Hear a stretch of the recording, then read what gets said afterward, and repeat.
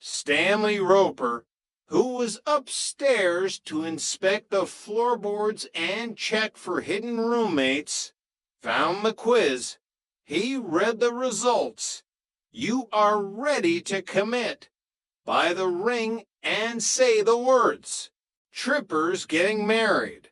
Stanley gasped. To which one? The smart one or the blonde one?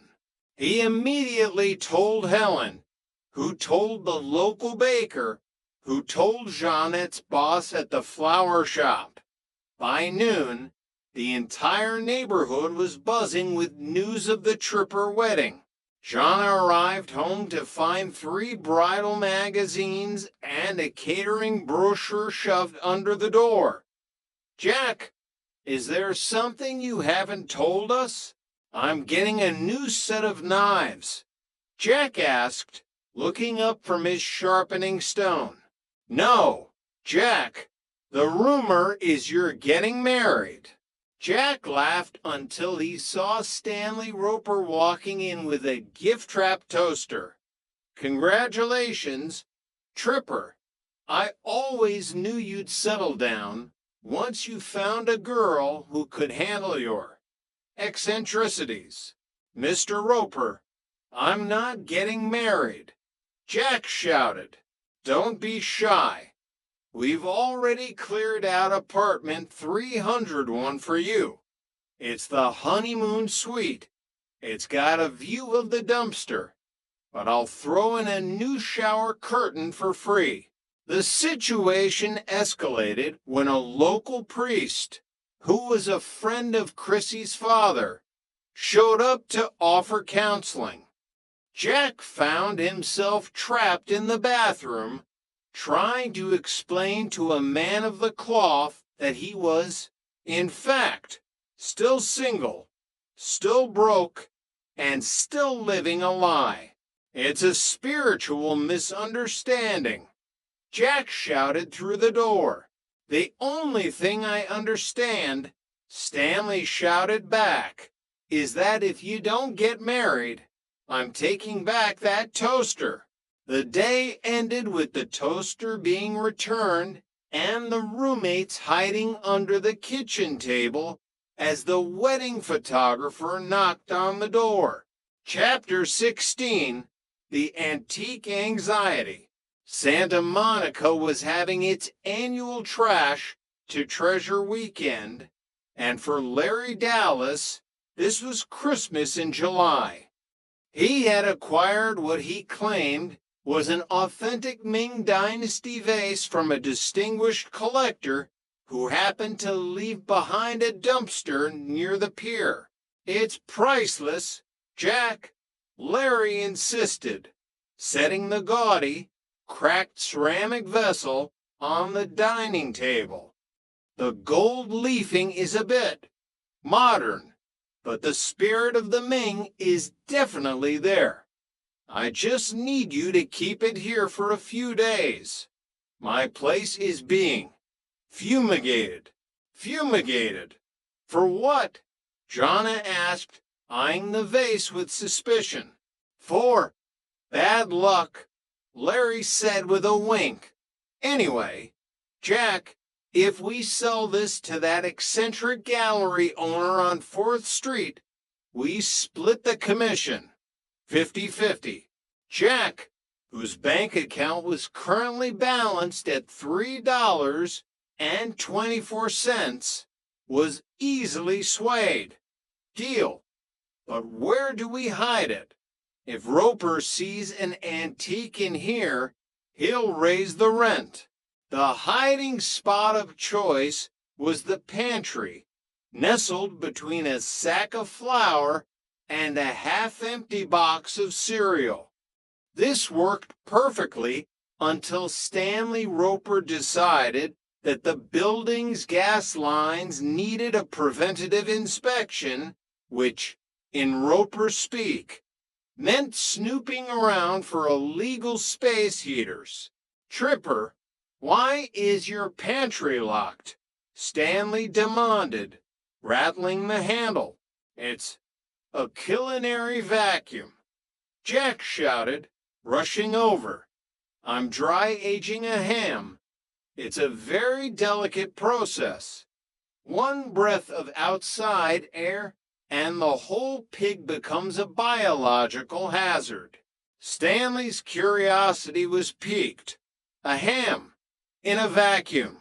Is that even legal? In France, it's a requirement. Just then, the Ming vase decided to settle. A loud crack echoed from behind the door. What was that? Stanley asked, his eyes narrowing. That ham just exploded. It's the aging process. Jack scrambled. The collagen is snapping. It's a sign of quality. As soon as Roper left, the roommates opened the pantry to find the vase in 3 pieces. Larry's Ming was made of plaster and had a Made in Burbank sticker on the bottom. Priceless, Larry, Jean sighed. In Burbank, that's a compliment. Larry shrugged. Chapter 17, The TV Star. A local cable access channel, Santa Monica Community Visions, was looking for a replacement host for their 4:00 a.m. segment, Cuisine for the Cautious. Jack, fueled by 3 cups of espresso and Chrissy's relentless encouragement, decided to audition. I'm going to be the next Julia Child, Janet, Jack declared, practicing his on-camera smile in the toaster reflection. Except younger, male, and with more hair. You're going to be at the station at 3 in the morning. Jack, Janet pointed out, the only people watching are night owls and people who've lost their remotes. The morning of the debut arrived. Jack was in the studio, which was actually a converted garage behind a dry cleaner. He was wearing a chef's hat that was slightly too large, threatening to cover his eyes every time he leaned over. And we're living 3, 2, 1.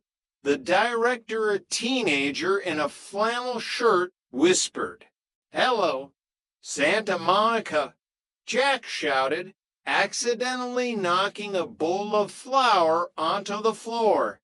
"Today we're making emergency eggs." The segment was a catastrophe of cinematic proportions. Jack's attempt to flip an omelet resulted in the eggs landing on the cameraman's head. His explanation of the Maillard reaction was interrupted by the sound of the dry cleaner's steam press next door. And then there was the blender. "And now we emulsify," Jack announced, turning the blender to highest speed without securing the lid. A green torrent of herb-infused oil sprayed across the studio, coating the lens and Jack's towering hat. I'm green with envy for my own cooking," Jack improvised, fanning himself as the segment cut to a commercial for a local foot powder company. He came home to find the girls waiting with a cake. "How was it, Star?" Chrissy asked. "Let's just say," Jack sighed, "that the Maillard reaction is much safer in a kitchen that doesn't have a live camera, or a camera that can be cleaned with a hose." Chapter 18, The Night of the Living Ropers.